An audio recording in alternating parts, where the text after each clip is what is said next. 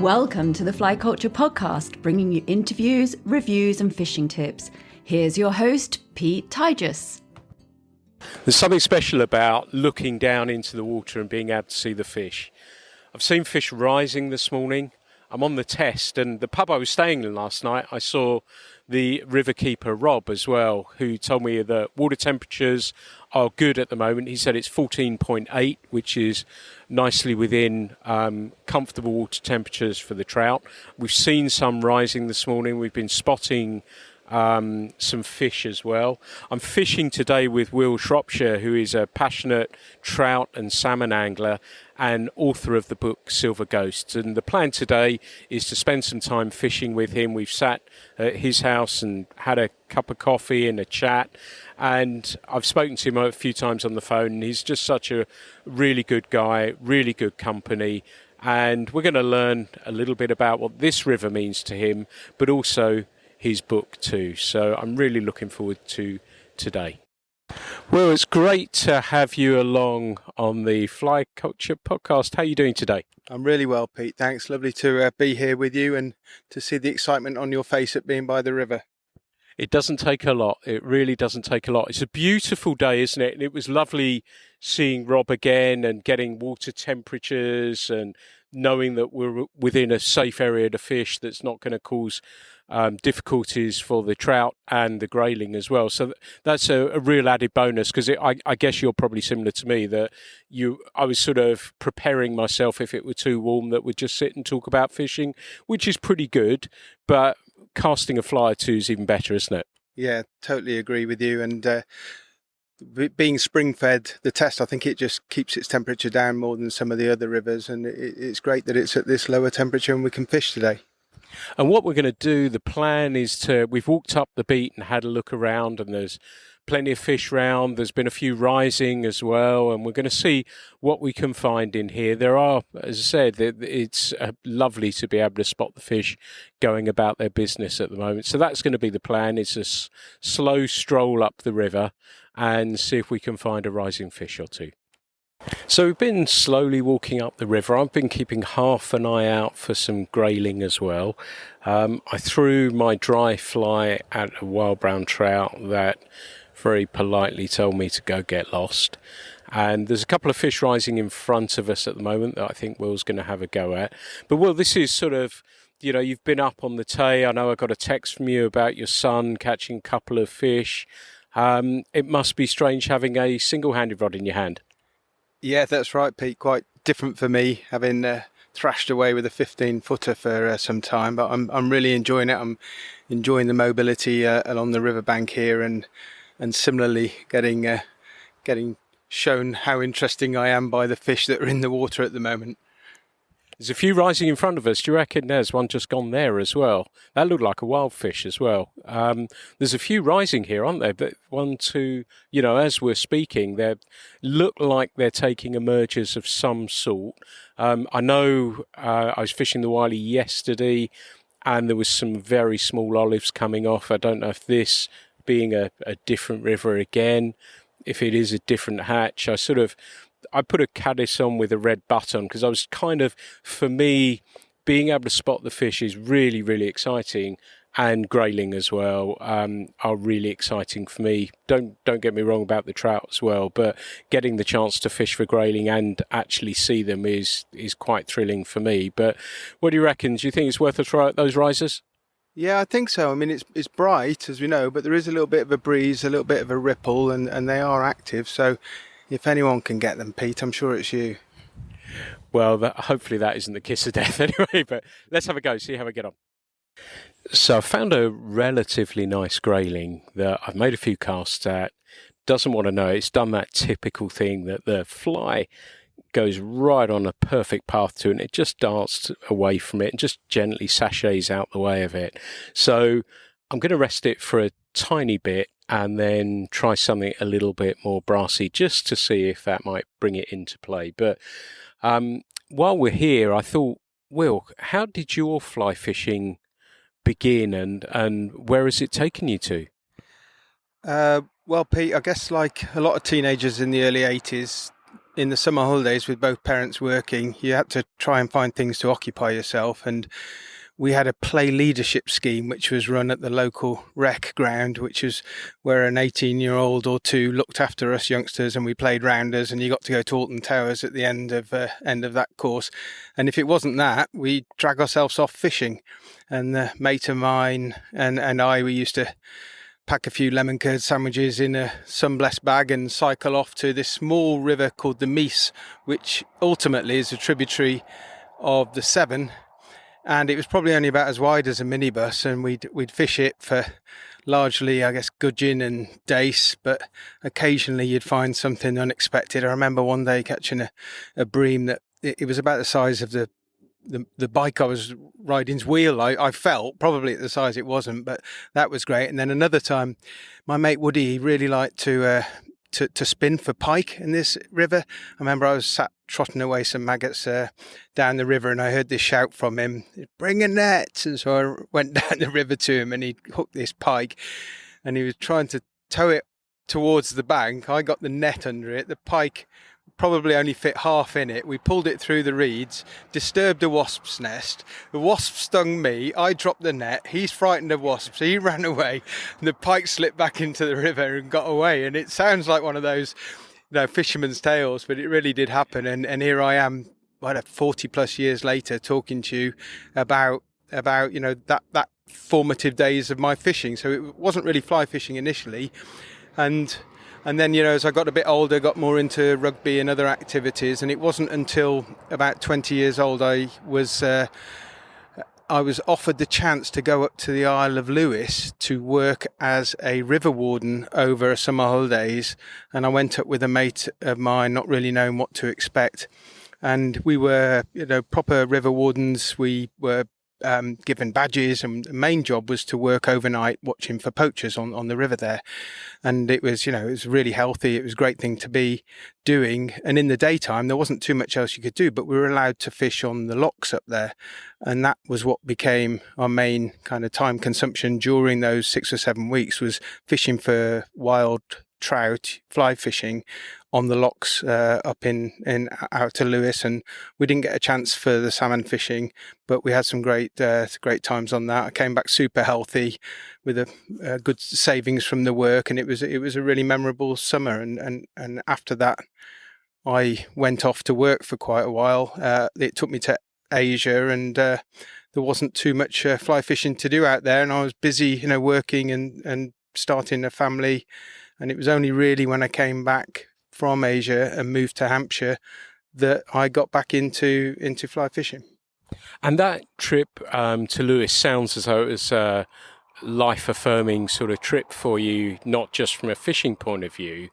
Was it the case that was the first time that you'd really picked up and used a fly rod in anger? Yeah, definitely. And it was all self-taught there. When you were up there, everyone was busy, and in the daytime you just basically were pointed to where a lock was, and you went up to Stornoway into the tackle shop to get some bits and pieces. And we caught some fish, we had a good time. It was just a really healthy thing to do, reading a book, etc., and working overnight. And although I didn't get the chance to pursue fly fishing whilst I was working because of other activities I was busy with, that certainly came back to me when I did restart fly fishing, and that was probably in 2014 on this river where we stood today. And the interesting thing for me is that I've talked on previous podcasts about people going into fly fishing from an early age or getting exposure, drifting away and coming back to it. And I think you're the perfect example of that, and coming back to it pretty strong as well. Your passion and love for it runs deep, doesn't it? Yeah, totally. I mean, it wasn't anything I planned. I came back, I left the job I was doing and had a bit of time before I started the next stage of my career. And it was a friend whose children were at school at mine, Stuart, who said, "Do you fancy coming and fishing with us on the test?" And I was really nervous because it was moving water. I expected I'd have to fly in the tree the whole time. and I was with some people who'd fished a long time, some elder guys, and we turned up, and lo and behold, I remember I hooked this trout, and I was on the other bank. I hadn't got a landing net with me, and my mate Stuart, who's not the lightest of guys, he come running down the bank with this net to try and help me land it, and it came off when he was within 3 steps, or probably pretty close to cardiac arrest for getting to me. I remember that very well. And that day was that's what really, I think, ignited the passion in 2014, was to realise that fly fishing on the River Test, as fabled as it is, it's really quite accessible, and everyone wants you to enjoy yourself. People will help you. You don't need loads of gear. You can pick the stuff up relatively inexpensively. You don't have to spend a huge amount of money to fish on the test, if you're selective about when you go. And for the next few months, I went a lot. I think my wife was quite keen to get me away from under her feet, having, worked full time for 22, 23 years. Suddenly I've got a bit of time before I started the new job. And so I just went off and taught myself a bit. I started to research things online and watch the odd video. And that was really what, and obviously living in the Test Valley, it made a lot of sense, and the accessibility was there as well. And it's interesting you said about the fly casting as well, and having fished with you this morning, it's not too shabby. It's really nice. The line's been flying out, and I think you had a little bit of help from friend of the podcast, Gilly Bait too, haven't you? Yeah, that's true. So that 2014, I kind of taught myself and help from river keepers and friends, and I got in touch with Gilly and asked if she'd coach me for a day and guide me for a day. And we went to the Bossington estate. I think it was October actually, but it was a good day. The conditions were nice. And it was just fantastic because she gave me the confidence to try different flies, to try different length of line casting. We caught lots of fish, and she also was great in helping me get set up with the right tackle for the following year. She dropped me an email and said, I think you should get this, you should get that, you should get that. And so I went into 2015, couldn't wait for the season to start. And I managed, I think that year I got on a waiting list to get a season rod. And so 15 and 16 predominantly was me fishing the test with friends, and just really enjoying not just catching the fish, but understanding how they operate, how to try and to attract them, but also what it brought to me mentally and the countryside. I still remember the first cuckoo I hear every year is in the same place by the River Test, and that's kind of become associated with my fly fishing here in Hampshire, really.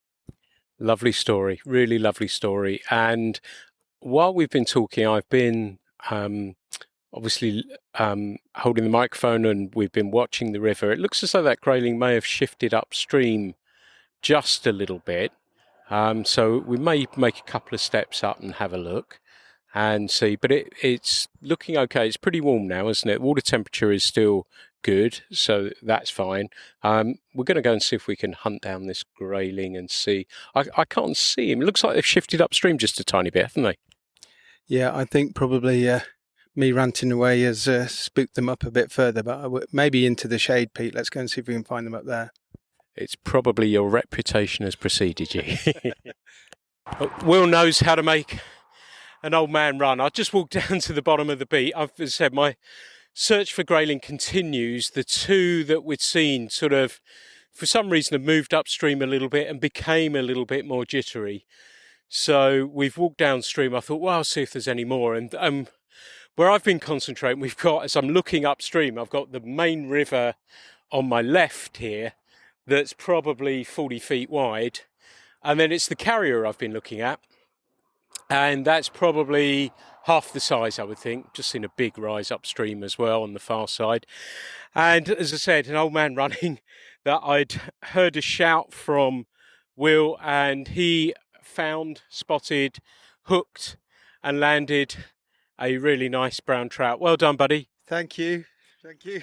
Really nicely done and expertly netted as well. I came running up with my net, but the moment had passed by the time. He's far too efficient, so got the fish in quickly and went from there basically. So this is really lovely start. The river is absolutely stunning, and I wouldn't be surprised if we hang around a little bit later that we'll start to see some fish rising as well. But we're sort of, as I always say when I'm lucky enough to be on a chalk stream, being able to spot the fish is a real thrill for me. And the other thrill is the grayling as well. Not having so many to go at home, I get really excited when I get a chance to go and see some of those. So Will's already spotted another fish, and it's there's sort of a worn away bit in the bottom there. It's sandy. There's a lot of streamer weed, a lot of ranunculus, but this fish is sitting there probably 8 inches off the bottom. Nice size fish. I suspect you're going to give it a go? Yeah, he looks pretty good, doesn't he? And this spot, Pete, is where I caught my biggest grayling, which was mayfly a few years ago. I was just casting at a rising trout, and this grayling, I didn't weigh it, but I'm sure it was £2, and it just came up and nailed this mayfly, and just here where we are now. So it's my lucky spot. Well, let's see if you can weave that magic again. There is nothing more off-putting than somebody standing next to you with a microphone as you're getting ready to make a cast. But Will's on fire. He's making the cast out. It's the fish we described. He's landed the fly just probably only a foot to the left of the fish, but didn't even flicker. This one is cast probably 6, 7, 8 feet upstream of it. And we're going to see if that's got it more into the window. Yep, he's having a look. He's having a look. He's having a look. Yep. Oh, I think that was it. I think he ate it. I don't know. I could be wrong. Apologies, listeners, if that was too loud in your ears, but I'm sorry, I still get excited. I thought that was the one then. I thought he came in at that, but I didn't see the white of his mouth, but we'll see. He's covering it, first cast right on the money. Made the call, went a little bit further upstream, let the nymph get down a little bit deeper. It's over the fish again. You can see the pectoral fins. Yep, he just darts and has a look at it. He's not what I'd call a player, but there may be room. There may be room for him here. This one's right down in front of him. Yeah. Yeah, he's just, again, he sort of gives it the time of day. Yeah, but he's not giving it what you'd expect. I thought it was nailed on that he was going to eat that one. We'll see what happened. Yeah, didn't see the white of the mouth, yeah. So we decided to leave that fish for a sec, and we've just come downstream onto the section to the side, and there's a couple of fish, there's a few grayling, and Will's just made his first cast at those. There was a trout there, and there's like a lot of jockeying for position going on with the fish. They're sort of not settled. Yeah, they're very jumpy as well, aren't they? Very jumpy. Water's shallow here and pretty clear as well. But yeah, they seem incredibly spooky. He's put a cast, nymph's just gone. Fishing just with the nymph on its own, looking for a take or a sign from the fish, which again is a nice thing to be able to have. You see that movement.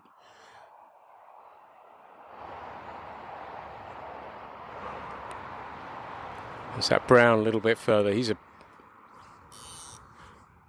a brown upstream just a little bit. Didn't want that. That was a good shot as well. This is going to be right in front of the brown. Is he going to eat it? His tail, you can see, the lovely thing is that you can see everything. It's going through a couple of grayling now as well. Yeah, I'm astounded given how that fly just worked a few seconds ago. It's amazing how this is a lovely cast upstream of the trout. Nothing. So I'm completed for the day and a very happy angler. I've seen or a small pod of grayling actually, smallish fish, not huge, and I took Will's lead as well.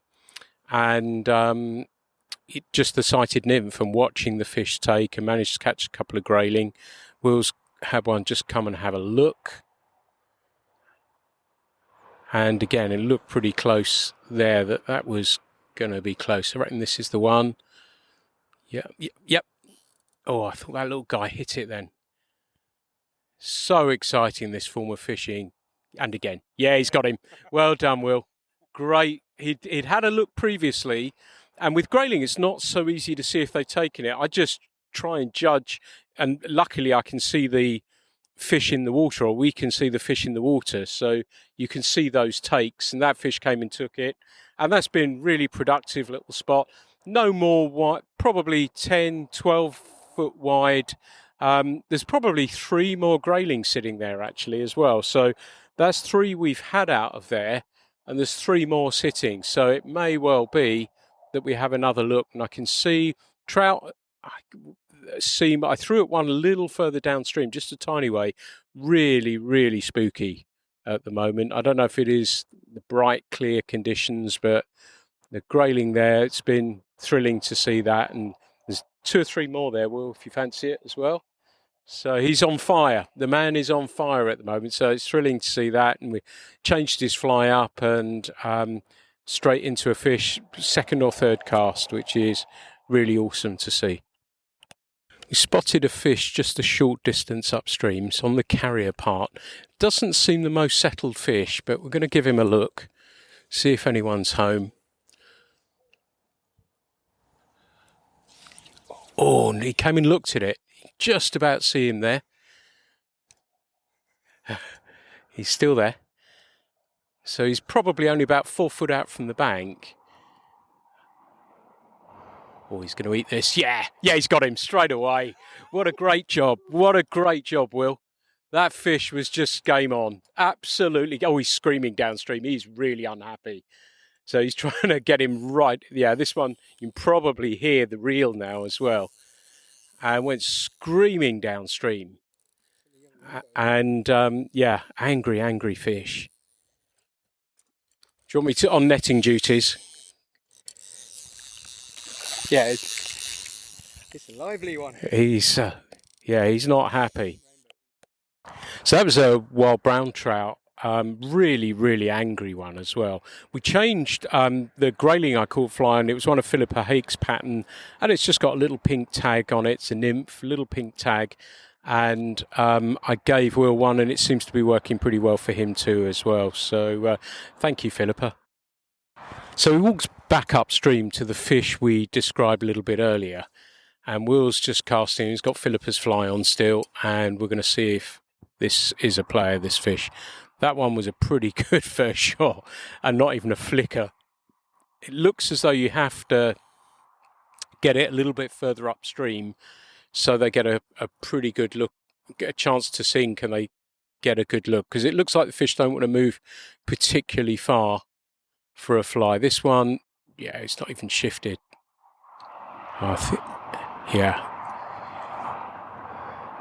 So this could be the money shot. About 10 feet upstream again, into that sandy pot where the fish is. Half a look, a flicker I'd call that, wouldn't you? A flicker of interest. There we go, again. This one's a tiny bit further across. This is going to go right in front of him, would be my guess. Not even the slightest bit. Yeah, I thought that was a done deal then.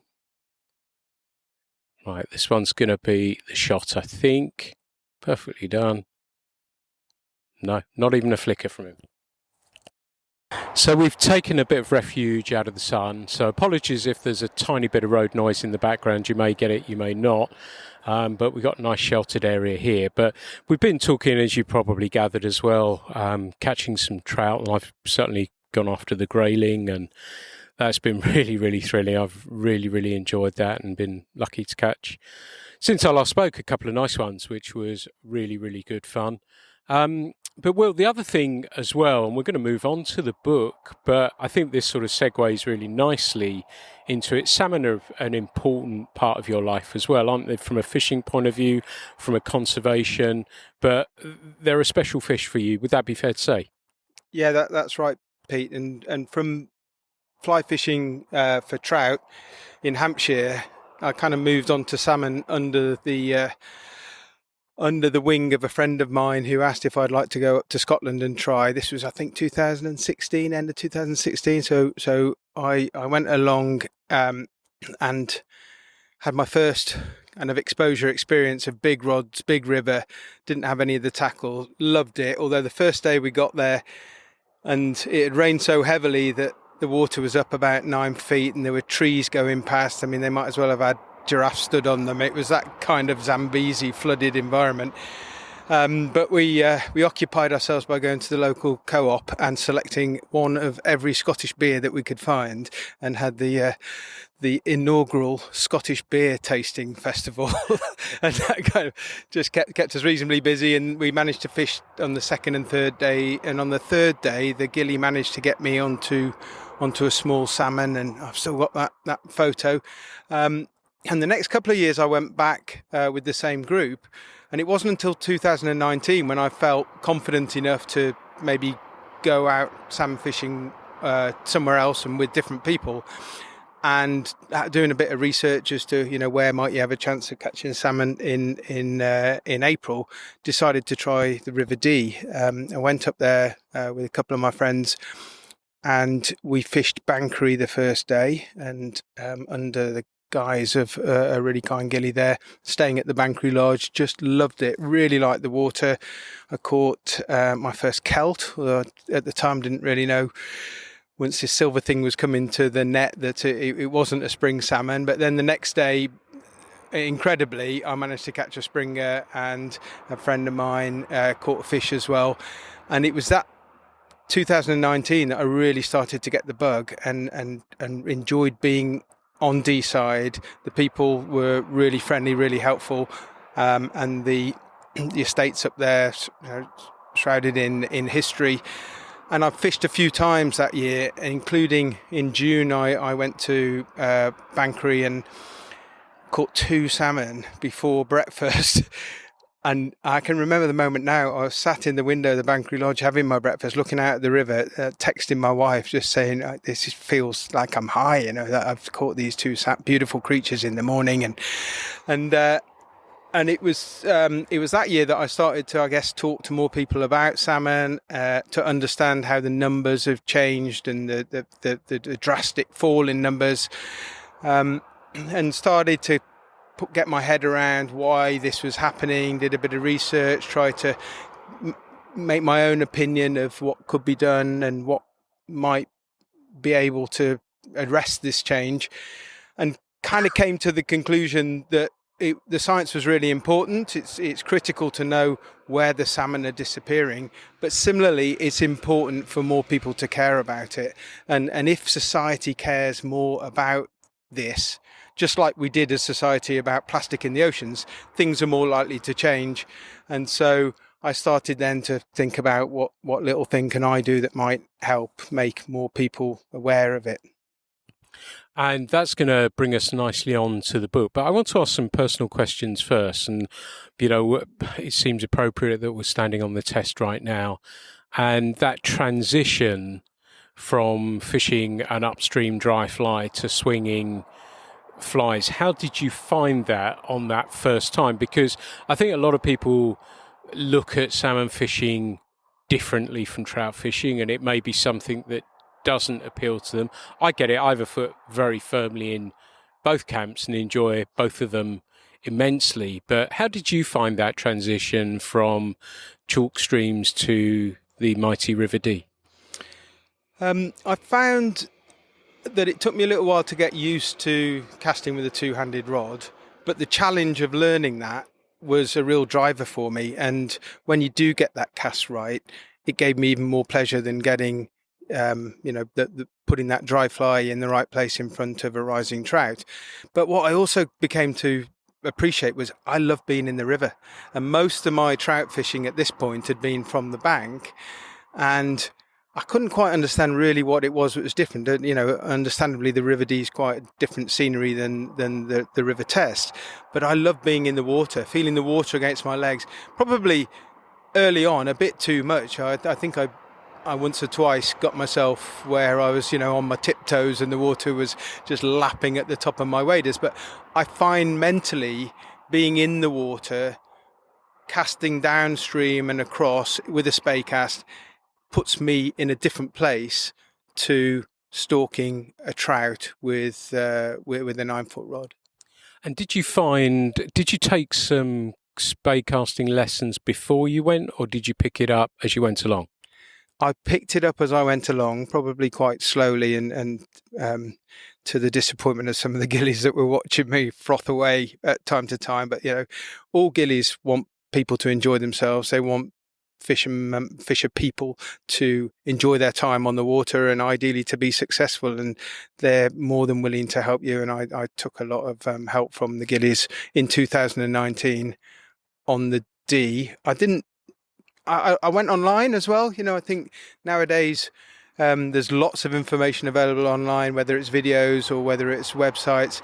And I find myself quite fascinated watching other people catch fish, which is quite a strange thing. But you can pick up a lot online from these free videos as well, I think. And the casting as well, isn't there? There's a lot you can pick up from that just by watching. I know a friend of the podcast, Simon Gorsworth, does a lot of stuff on there, and you can get a really good understanding of how a cast works. And I've always found with people that if they've had a trout rod in their hand, that hand will be more dominant, and bringing the other hand into play is a really cool one. And I can't believe it. I'm giving another free tip away that if you are thinking about going to a double-handed rod from single-handed and you are right-handed, try just holding, if you start with the right hand up, further up the cork above the reel, with your right hand, just try holding with your right hand with your thumb and forefinger, and that will stop you putting too much power in with that dominant hand and will bring the left hand into play a little bit more. So that's my free tip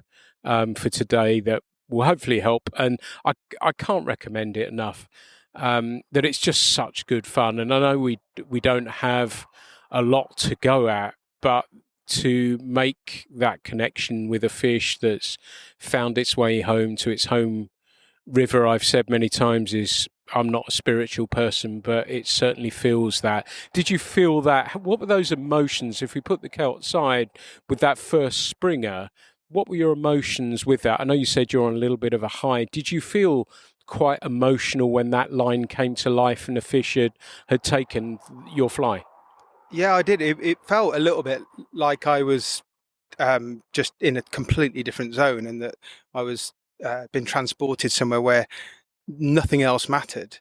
And the gillied put me in this spot, and he said, just cast over there, and he got in his car to head off. I don't think he expected me to hook anything. It was sleeting. It was freezing cold. It was like the 2nd of April or something. And I just started to feel the line come round, and whack, this went. And luckily, because I didn't have a phone to call him, luckily he turned up whilst I was fighting this fish. And the whole memory is so clear in my mind. I mean, they say you never forget your first salmon, and that's definitely the case with me. And, I hope I never will, because it was just that slightly esoteric, strange place to be in. It was great. I know exactly what you mean. And you've touched on, conservation, the state of salmon. That's a worry, isn't it? Yeah. I got chatting to more and more people and understanding a bit more about what had happened. And clearly the numbers, the fall is quite a drastic one. And the more you understand about it, you appreciate that it's not just about the salmon. It's about what it means about our rivers. It means, what it means about our whole ecology and potentially other wildlife and other conservation matters. It's not just about the salmon, and so, what can be done about it? There's a lot of science underway to determine where are these salmon disappearing from. And I tried to talk to my daughter about it the other day, and I was giving her an example. I said, if you imagine that for every adult male and female salmon, for them to maintain their population, they need to have 2 more adult salmon return to the same place of the river and reproduce again. And each female salmon of, say, 8 pound produces 5,000 eggs. So from 5,000 eggs, you only need 2 of them to survive, to come back to reproduce, to maintain that same population. Obviously, assuming that they don't come back multiple times and things like that, but just roughly. And then the Missing Salmon Alliance has done this work, and it tells you that 99% of those 5,000 eggs will die in the river before they go out to sea as smolts. So that leaves you with 50 smolts. And of those 50 that go out, only 4% return, which gets you to the 2 adult salmon to come back upriver.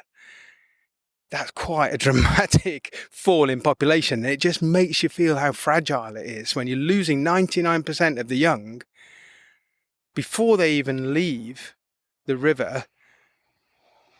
It's such a precarious position to be in that you just get one big storm like we had, early 2016, or one other climate issue, significant droughts, things like this, and things could deteriorate even further really quickly. And that's what led me to spend a bit more time on wondering whether there's anything I could do to help a bit.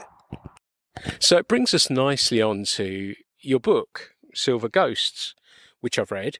And I would love listeners to get an idea, if you could give us an idea of what the motivation for writing this was and how you found that process as well. Yeah, of course. So later 2019, thinking we ought to try and do something. And how do we get more younger people interested in fly fishing and in particular salmon fishing?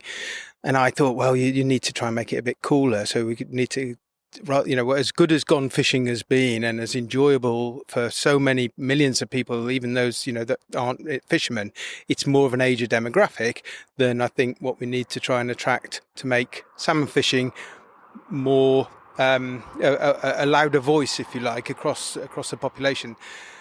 And other than getting David Beckham and Gordon Ramsay and Guy Ritchie and Emma Watson to do a movie, which I'm certainly not able to do, I thought perhaps you could do a book, and for the book to appeal more to a younger demographic and not just for people like us. And so I started to form this idea of could someone initially, and then it ended up being could I write a book where the storyline was interesting to a youngster, the main character was a youngster, and for it to hopefully, for one or two young people who read it, for them to be interested enough to give fishing a go. And in the background of all this is my own teenagers, and I don't want to get too preachy, but as parents we look at the amount of time they spend on their phones and think it would be a much more productive use of your time if you weren't on your phone and you were doing something more active. And so I've tried not to get too preachy with my teenagers about fishing, but I did think if I can try and write a book that would appeal to them and other people, it might help towards the awareness side of it. And so we got to late 2019, end of season, close season, when we have a bit more time on our hands, and as well as thinking about what I could do in 2020, where I could fish, what excuses I could come up with the wife to do more salmon fishing, I started to put together a plot for the book, and it probably would have stopped there. I managed to go fishing in March 2020 up to the Dee, which was just amazing because a friend I was with caught his first salmon, a 14-pounder, in March at Cairnton, which was just an incredible experience. And then we went into lockdown only days later.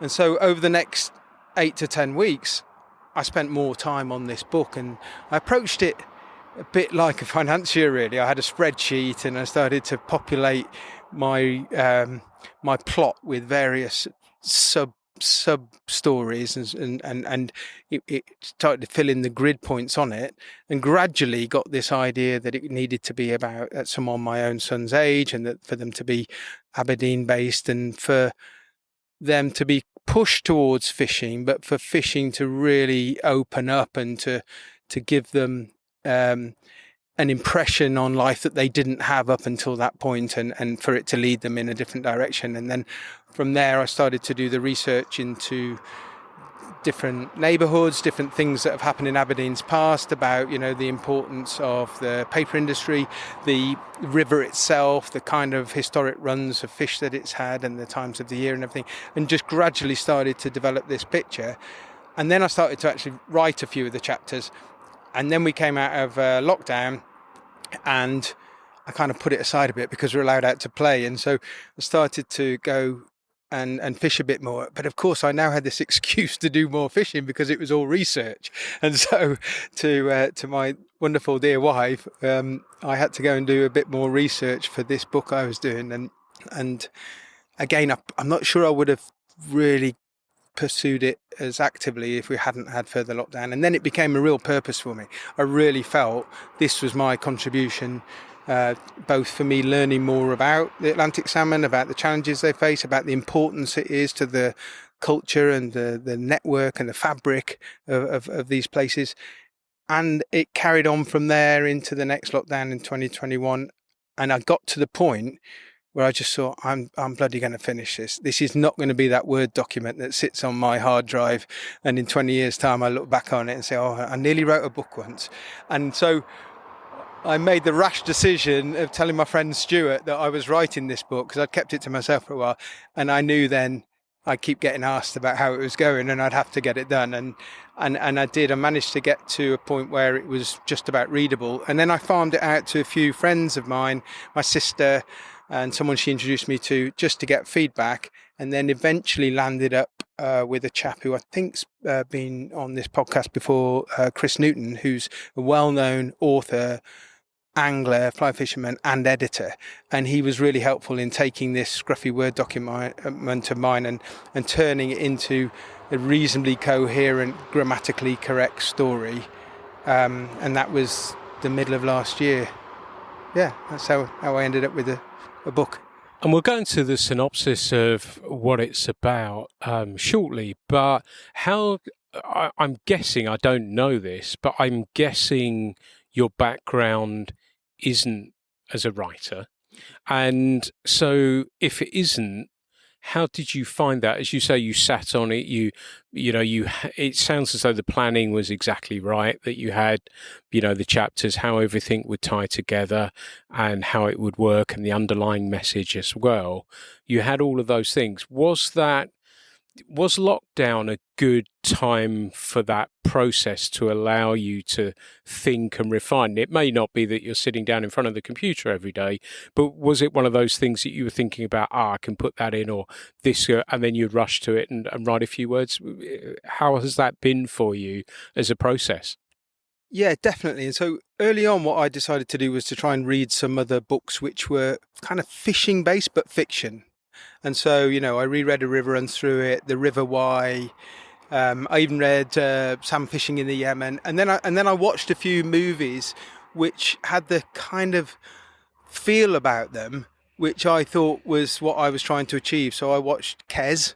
I watched The Karate Kid and Billy Elliot. And then I read a couple of other books, one which is called Letters to a Salmon Fisher's Sons, which was a really, really enjoyable book, I thought, as old as it is. I read John Buchan's book, McNab. And so taking that as a bit of an inspiration, I then tried to form the story along those lines. But what I found almost immediately was the bits about fishing. I could write them really easily. Anything that was a bit more backgroundy, it took me a few more efforts to get there and to get it into a way that was quite readable. And I probably made it a little bit too fishingy to start with. So I was conscious of getting feedback as to, did it lose people who weren't fishermen, and we tweaked that a little bit. But I also wanted to make sure that the messaging in the storyline was very relevant to today. So, I talk about things like fishing on Sundays, spinning, danger of fishing, salmon farming, and I've tried to introduce that through the dialogue between the characters rather than to get to, preachy and political. But they're things that crossed my mind when I was doing the preparation, the reading for it, and wanted those to come through. And for any reader who's brave enough to read it, to get that message when that comes through. And eventually, with a few iterations, we got to a point where and most of the chapters on the fishing are based on my own experiences on the River Dee at actual beats with the actual names of the gillies. So I had to checked that the gillies were fine with that, but they were all really supportive of it, as they are with everything related to salmon and to their rivers.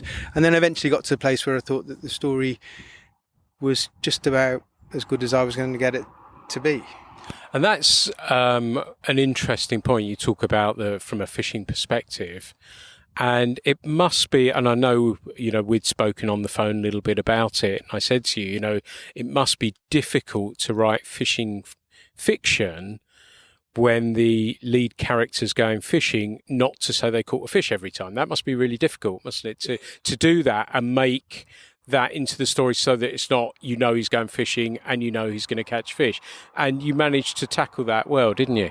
Well, I'm glad you say that, because clearly it could be, if you were to write the stories of my fishing experiences this year, it'd be a pretty boring book of getting cold and wet in a river for 15 days before anything happens. But so I tried to get the balance between something exciting but something that was realistic to a certain degree. Now, obviously, there's a lot of days that you don't catch anything, and some of that comes through in the book. But I did want to recount things that were real, and other than the chapter at Balmoral, everything that happens in it has happened to me whilst fishing. Admittedly, there were quite a few empty days in between, but I think it's an okay balance. I think it's okay.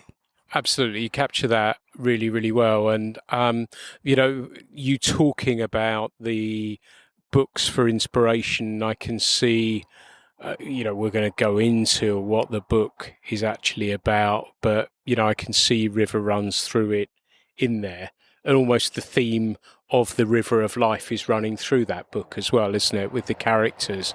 So do you want to give us an idea of the story and give listeners a sense of what it's about?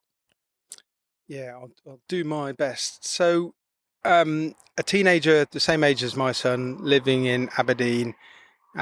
He's had a difficult childhood because of some things have happened from a family perspective, and he's starting to drift in the wrong direction as lockdown limits what they can do, and gets into drink and drugs and stuff like that. And it's his mum's exasperation that pushes him onto a fly fishing course. And again, I had a lot of inspiration for this, because on the River Dee and many other rivers, there are a lot of fishing courses that are run to introduce people who don't fly fish to our great sport, the Fly Fish 50, particularly up in Aberdeenshire. And so I was able to lean on that, and I spoke with Al Peake from Twin Peaks, who gave me some really helpful input to make sure there was consistency in the course that the character goes on. And from there, initially he's too cool for it, but then he meets someone and he starts to be a bit more motivated in attending, and he finds out that it's a link that his family's always had to it, and then it leads to adventures which we've all had when we're out fishing, whether it's tumbling in or whether it's catching something that you'll never forget, and these adventures happen in that book. And it starts off, I think, a little bit about the fishing, and subconsciously, a little bit of me comes out in it, Pete, if I'm honest, because I didn't really have a father figure when I was younger. And not that I intended to write about that, but that the importance of a father figure, I think, comes through in the book subconsciously. And I feel that's something I'm quite happy about, really, I guess, without even planning it. It comes through, and like you say, the person he most looks up to, the backstory, everything else. As a casting instructor, it is well observed.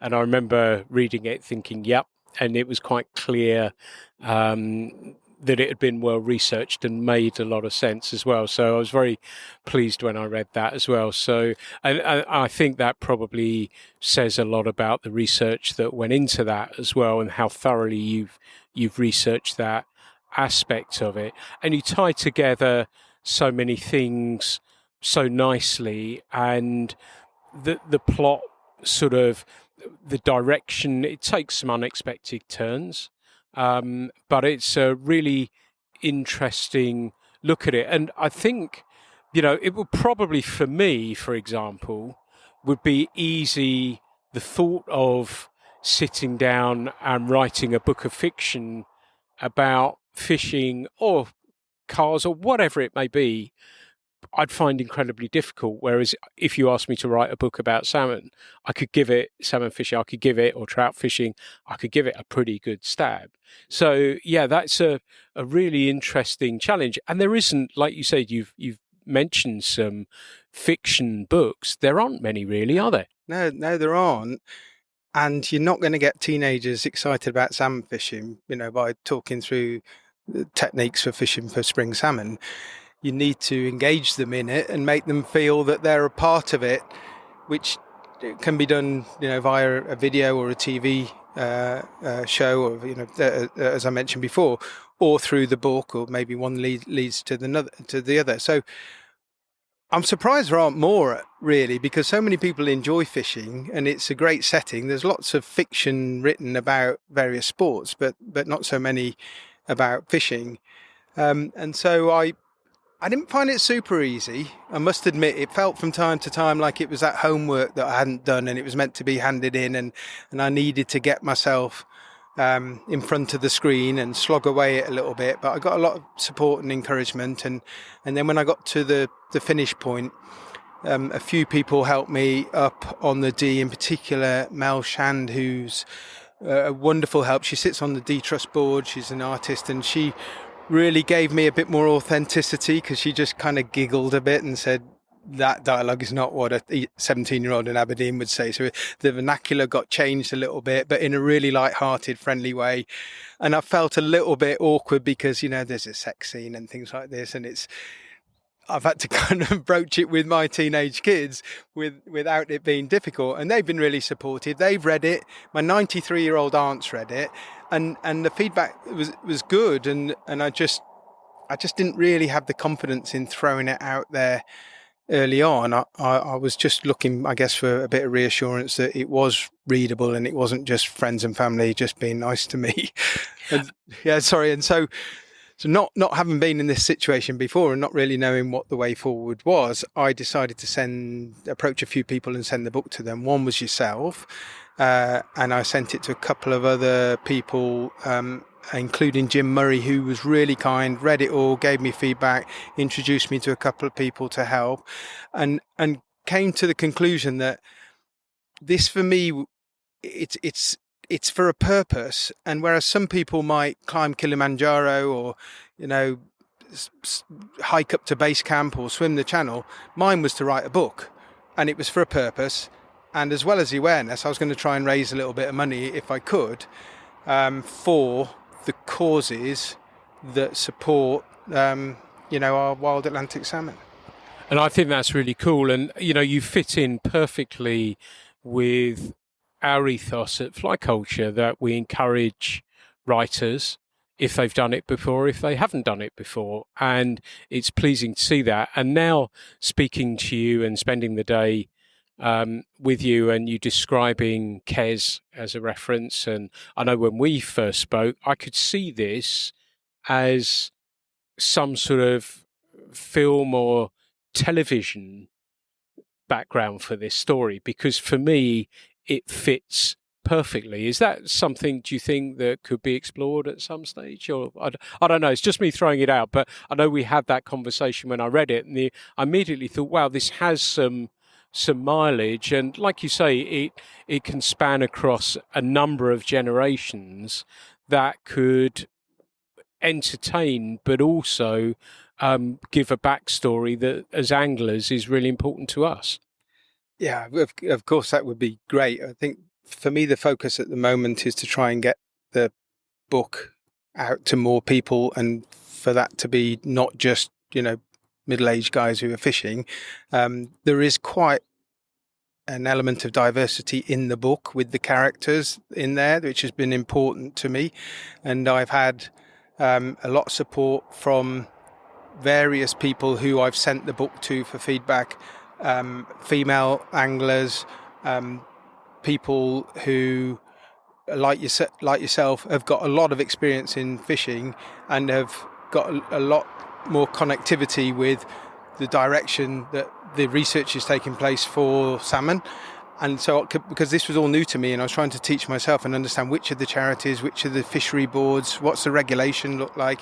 And so, without jumping ahead too forward to could this ever be, a TV program or something, I wanted to try and make sure that the message is coming through very clearly, and that we're raising some funds and awareness for the causes that are going to do something about the demise. And so what I did initially was to put a really high price on the book and get it printed as coffee table size, and just try and tap up my friends and family to buy it at a price which was, quite considerable, and from there start to make it a more accessible price point. And we've now raised 24,000, I think, towards these causes, and I just think it's something that could do a little bit more than I've done now, and I don't really want to get to a point in the future and look back on it and say, oh, you should have just tried a little bit harder, Will.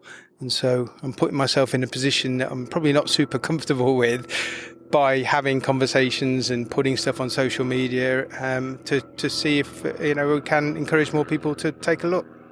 I think that's lovely, and I must apologise about my enthusiasm. I run at 1,000,000 miles an hour and thinking, right, how can we help this? I think £24,000 needs to be applauded, and you're doing that for good reasons. And, I hope listeners will get a sense of you. And having spoken to you a little bit and fished with you and spent time with you today, you're just a really good person. And what you're trying to do is for the good of our pastime, and that can only be applauded as well. So is there a way that you're thinking that you'd like to get this book in front of more people? Is there a way we can help? Is there a way that youngsters can find that, be it libraries or whatever? What is the plan to get that out towards some more people? Yeah, that's a really good question, because it's all new to me, and a lot of authors will put it on Amazon. The problem with Amazon is, even if you're the one sending the books through the post from your home, they're taking a third of the retail price for themselves. And so when I was selling books for £100 a copy, I didn't want Amazon taking a third of that. So I set up a website, silver-ghosts.com, so that I could get my friends to buy the book and for it to process the payments, etc., whilst it was at a high price point.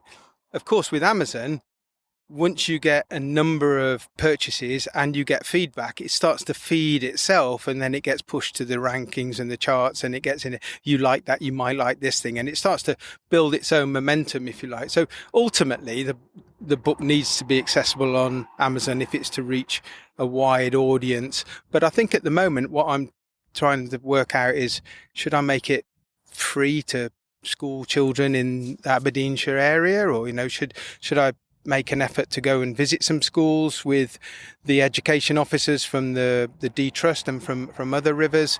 Should I speak to Fishpal or to other and say there's 10 copies of this for any teenager who writes into you? I'm still trying to work out, Pete, the way to do that. At the same time, I'm getting people like Boo Gilbraith and yourselves and other people just to mention it on social media. And I think the next thing is for me to do a press release and to try and get some of the mainstream news to either review it or to publish it, and to link it to some of the other news stories we've got about what's happening to our rivers and to our wild migratory fish populations. That is really cool. And like I always say with these things, I don't get, Will's not paying me to speak with him today. It's just something that I think is really cool. It's not, it is, we're all a small little community, and if we can help each other in any way, and this is, one of those great examples that, somebody's doing something good for our pastime. They're trying to raise money for fish that means something to us. They're trying to encourage young people into fishing. I can't see that as a bad thing. So all I can do is do anything I can to help, and wish you every success that you deserve with this. I hope that people will if they've listened to this, will think of contacting you, will think of buying the book and supporting what you're trying to do. I think it's a wonderful story. So can you just, for listeners, I know you mentioned the website, can you, for listeners, let us know again about the website? Can you let us know about your social media handles, all those sorts of things, and we can go from there? Yeah, with pleasure. So the book's available on Amazon. So if you look at Will Shropshire and Silver Ghosts, you should land at it. And then I've got this website where you can buy the book, which has also got some information around the the conservation side of salmon, and I've planned to do a bit more with that website, and that's silver-ghosts.com, and I hope to add a bit more information there. But I think what would be great is if people can buy the book for teenagers and to get younger people to read it, and read it yourself and pass it on to someone maybe younger. I'm on Instagram, silverghosts_. Yeah, that's Instagram as well. And you should be able to contact me from one of those three. I'd be more than happy to hear from anyone, both suggestions, feedback, viewpoints.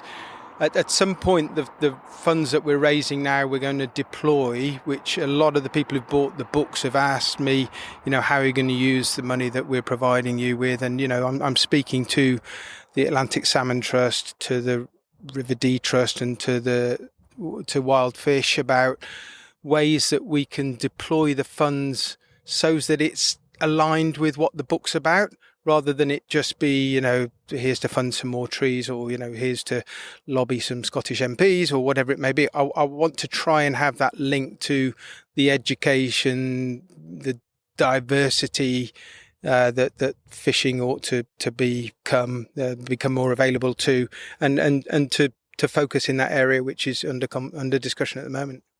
And the other thing I was just thinking about, again, and apologies for that, I said I'm moving, my mind moves at 1,000,000 miles an hour. I wonder if there was room in there to find a youngster to get them through their casting instructor exams and pass them on as well, to help them bring younger people in as well. Is that something you perhaps have thought about?